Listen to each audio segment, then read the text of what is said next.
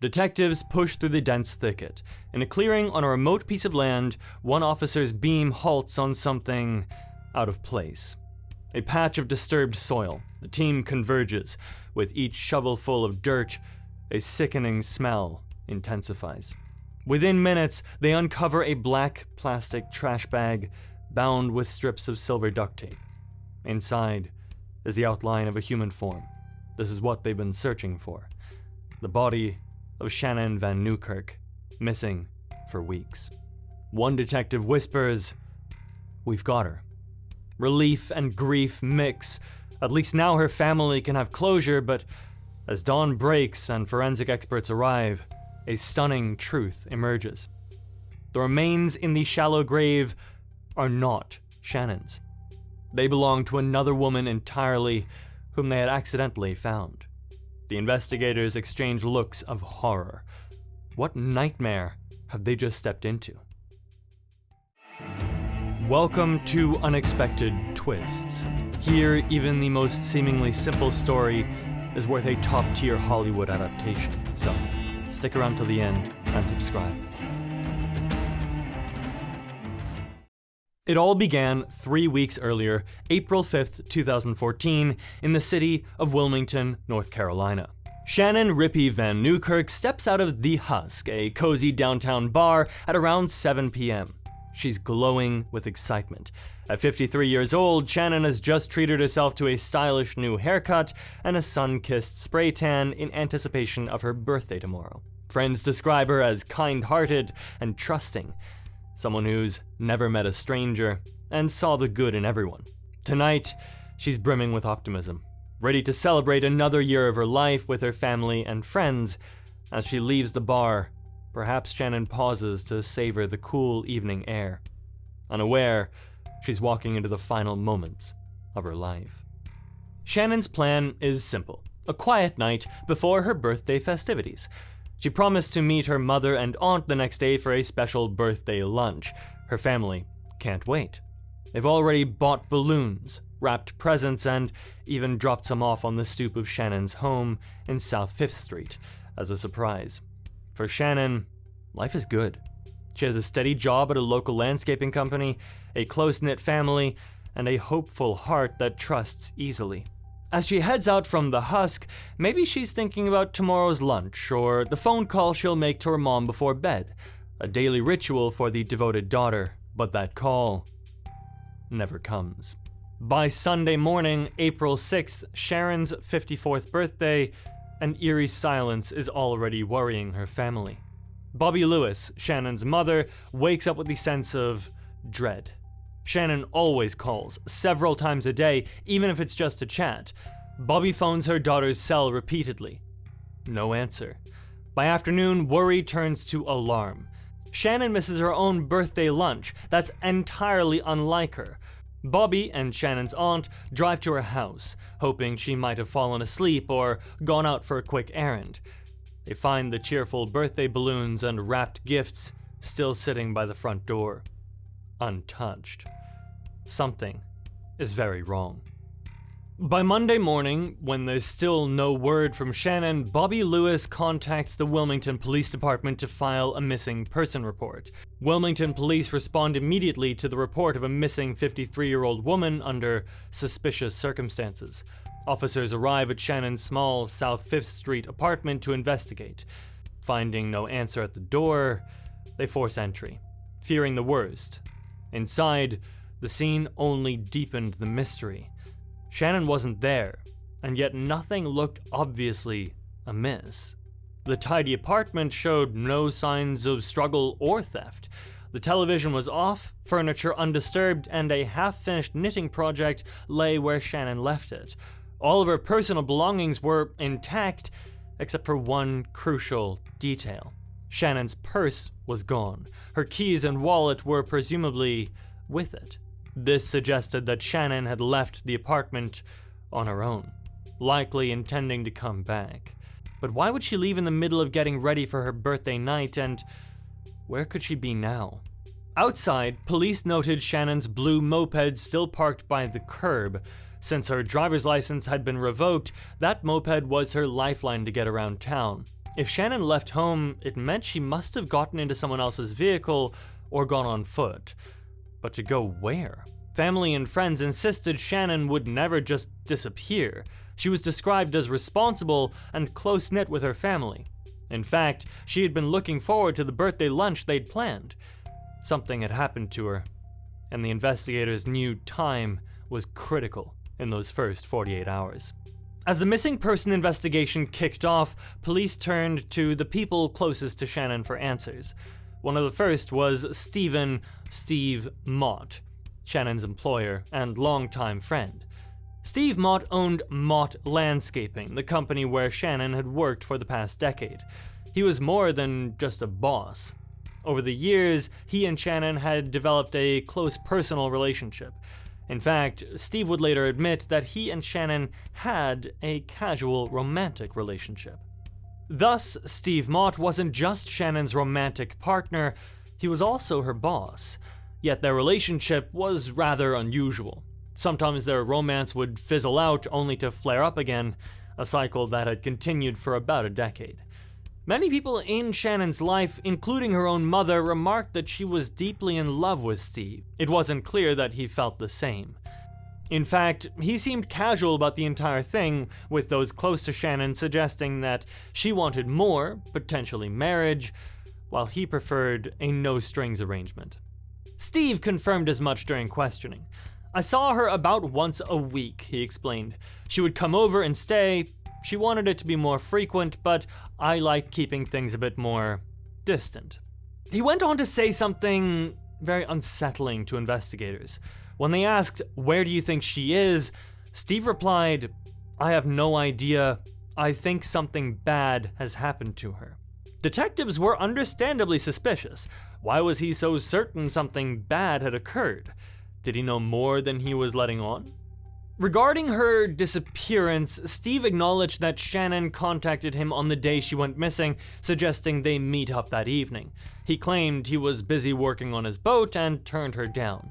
According to his statement, he finished repairing his boat late that night, went home, and went to bed.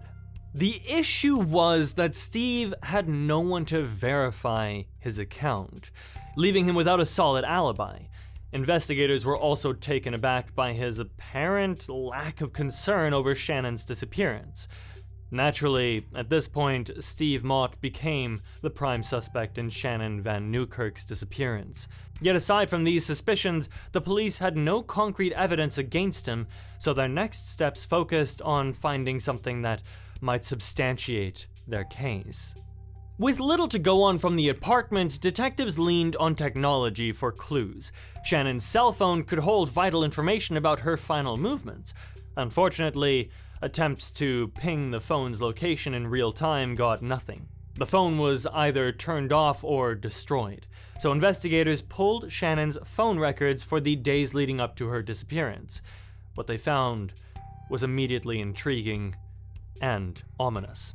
In the 3 days before Shannon vanished, April 1st to April 4th, 2014, there were 17 calls between Shannon and one particular phone number that her family didn't recognize. This same number called her repeatedly on Saturday, April 5th, the very day she was last seen, and then all communication abruptly stopped that evening. That mysterious number belonged to James Opalton Bradley, a coworker and friend of Shannon's from Mott Landscaping. Bradley, 52, was essentially Steve Mott's right-hand man, often working alongside Shannon. Detectives remembered him from interviews. He had come forward early expressing concern for Shannon's well-being, but now his phone records painted a suspicious picture.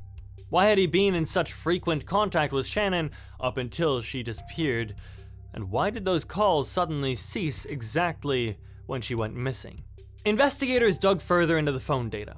Shannon's cell carrier provided location information for her phone's last known signals. On the evening of April 5th, Shannon had been at a downtown Wilmington bar called The Husk around 7 p.m. It was a popular spot where she was celebrating early on the eve of her birthday. Shortly after that time, her phone signal moved out of downtown and headed south at an unusual speed. In fact, the phone traveled several miles in a short span, far faster than Shannon could have traveled on foot and in a direction away from her home. This strongly implies Shannon left downtown in a vehicle, likely with someone else driving. Armed with this clue, detectives traced the route southward, checking any traffic or security cameras along the way that might have caught a glimpse of Shannon or a car that night. Not far from downtown, at an intersection where 3rd Street meets Dawson Street, investigators struck gold. Surveillance footage from an Exxon gas station on the night of April 5th showed a red pickup truck pulling in around 7:30 p.m. The grainy video clip, time-stamped just after Shannon left the Husk Bar, revealed James Bradley himself walking into the gas station convenience store. Inside the store, Bradley is seen on camera purchasing a couple of items. The surveillance then captures him returning to the red pickup. In one frame, through the passenger side window, a woman with shoulder-length brown hair is faintly visible, sitting in the truck's passenger seat. Detectives pause the video, zooming in. It looked very much like Shannon Rippey Van Newkirk, sitting in Bradley's truck. This discovery was chilling. It meant James Bradley had been with Shannon on the very night she vanished, directly contradicting his earlier statements. Only days before, Bradley had told police he hadn't seen Shannon at all that Saturday.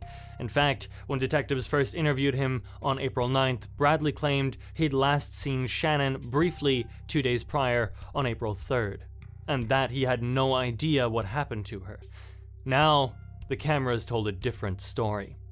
The investigators retrieved additional footage from city traffic cameras on the likely route out of downtown. Sure enough, there were fleeting images of what looked like the same red pickup truck heading south that evening, matching the path indicated by Shannon's cell phone data. Police confronted this evidence head-on. During a follow-up interview, a detective slid a photo from the gas station across the table to James Bradley. It clearly showed his red Dodge pickup at the pump on April 5th. "Is your truck going to be down there on camera?" the detective asked. Bradley's face fell. Moments earlier, he had insisted, "No, you won't see my truck downtown." But the photo was irrefutable.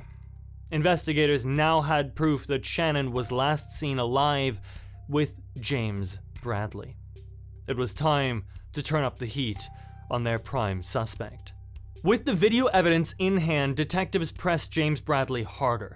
His story began to change repeatedly under pressure, weaving a web of contradictions that only made him look more guilty. Initially, Bradley had claimed he barely spoke to Shannon that week and hadn't seen her that weekend at all. When presented with the phone records of 17 calls and the gas station footage, Bradley knew the jig was up on that lie. He then altered his story, admitting that he did meet Shannon on April 5th, but only to give her a quick ride. Bradley told investigators a new tale. He said Shannon had asked him for a lift to a business across town that night after they hung out at the bar. Ever the helpful friend, he drove her there and dropped her off around 8 p.m. And that was the last he saw of her. Or so he claimed.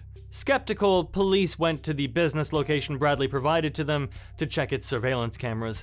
As they suspected, neither James Bradley nor Shannon appeared on any footage at that location on April 5th. The story was a lie. Confronted with this, Bradley stuttered and scrambled for another explanation. Finally, with investigators refusing to back down, James Bradley offered a third version. One that was more bizarre and disturbing.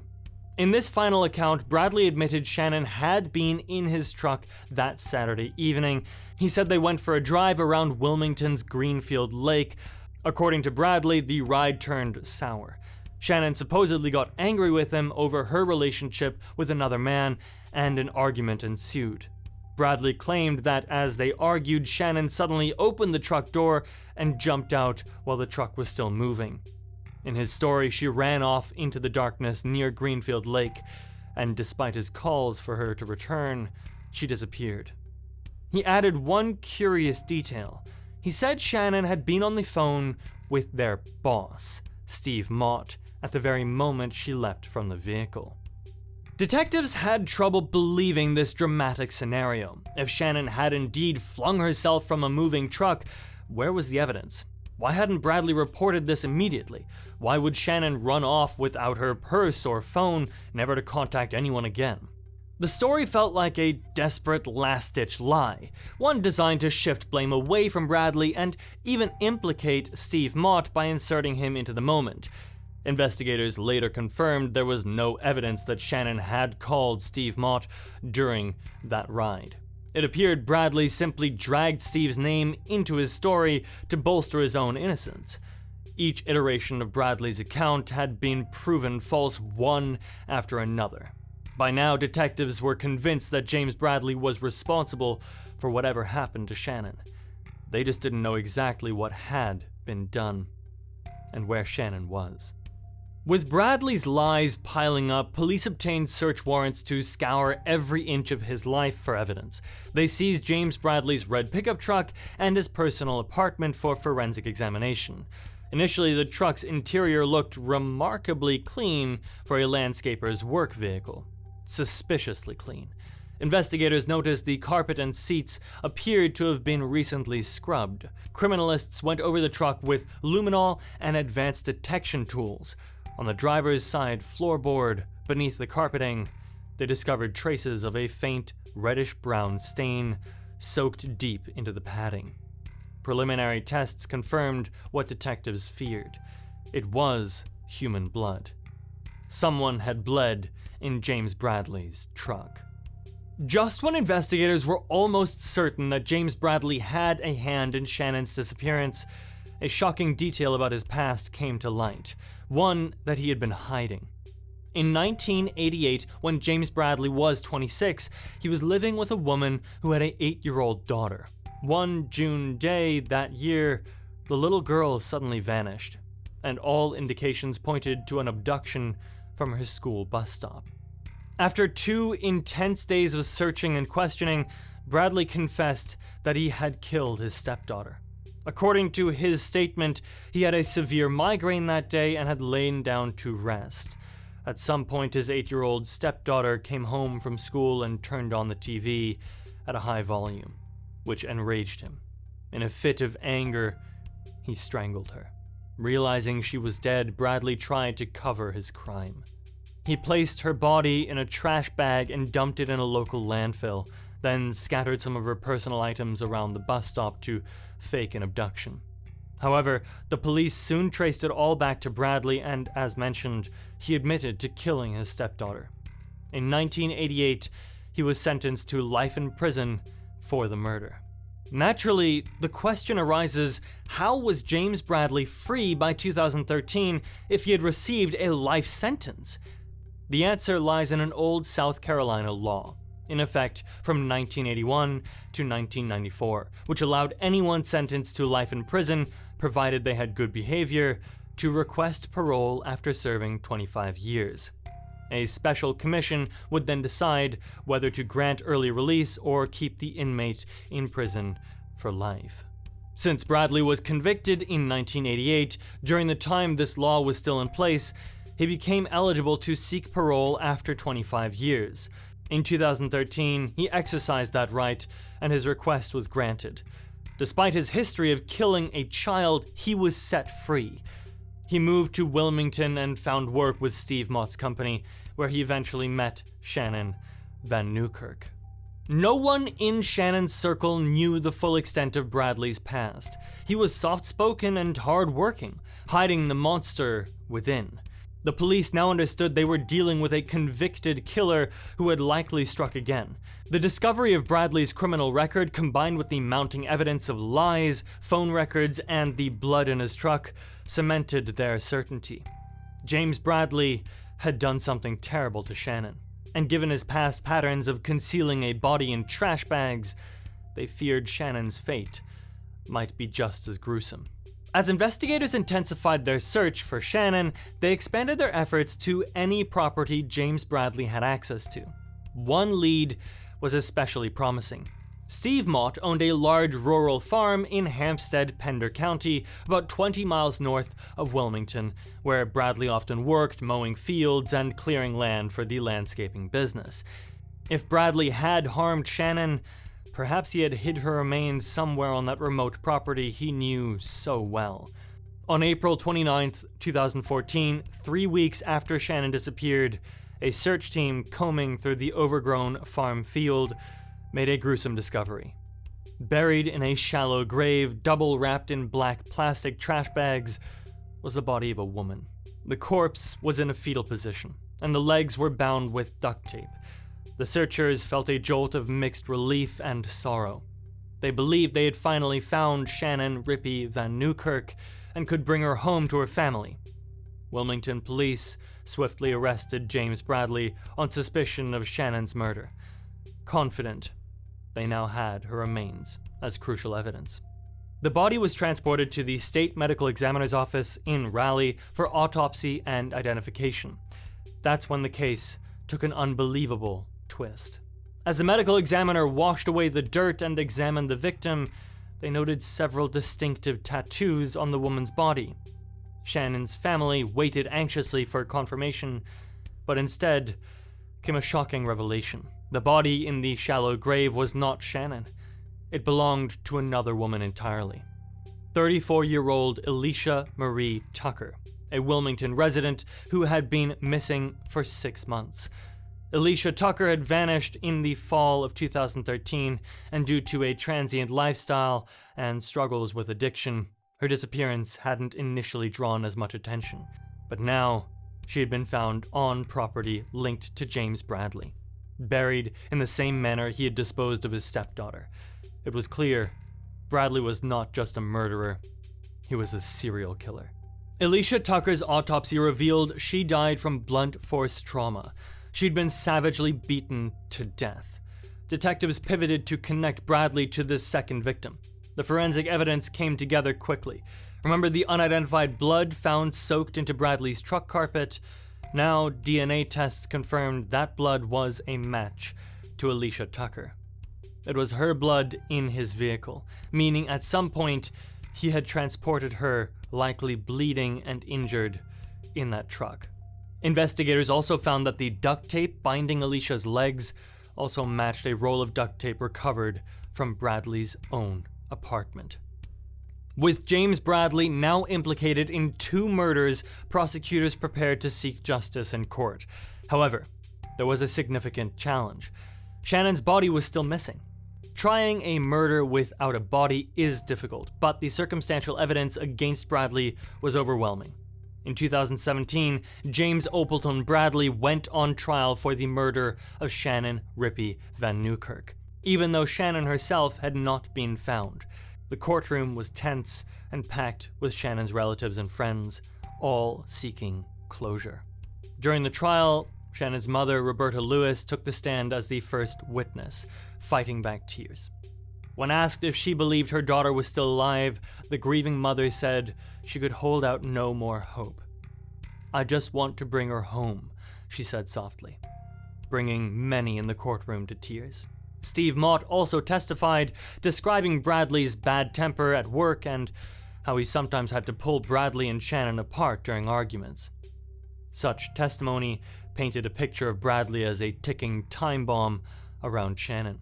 The defense, in contrast, had little to offer beyond suggesting there was no hard proof Shannon was dead. Without a body, they floated the idea that perhaps Shannon had simply run off. But to the jury, that idea rang hollow. After weeks of testimony, the jury found James Bradley guilty of second-degree murder in Shannon's case. It was not the absolute maximum charge, possibly because the lack of a body left some slight doubt about premeditation. But it was a decisive verdict that held him responsible for Shannon's death. In 2017, Bradley was sentenced to 30 to 37 years in prison for killing Shannon Rippey Van Newkirk. Given Bradley was already in his mid-50s, this was essentially a life sentence on its own. Next, prosecutors turned to Alicia Tucker's case. In 2019, Bradley faced a second trial, this time for first-degree murder of Alicia. The evidence here was even more concrete. They had Alicia's body, her blood in his truck, and a clear pattern connecting Bradley to the crime. This case qualified for the death penalty under North Carolina law due to its heinous nature. During the trial, more disturbing details of Bradley's behavior emerged. Other women testified how Bradley would try to lure them to remote areas for sex, and how one woman escaped from the very Hampstead field after getting a bad feeling while alone with him.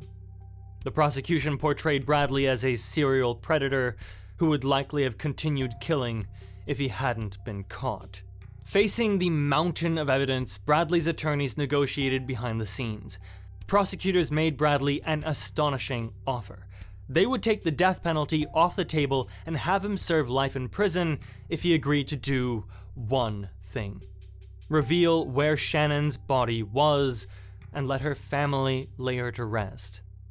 It was a deal that could potentially save his life, but in a move that infuriated investigators and devastated Shannon's family, James Bradley refused.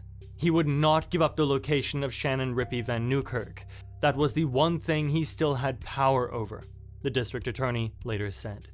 Bradley knew that keeping Shannon's whereabouts secret allowed him to continue causing pain to her loved ones from behind bars.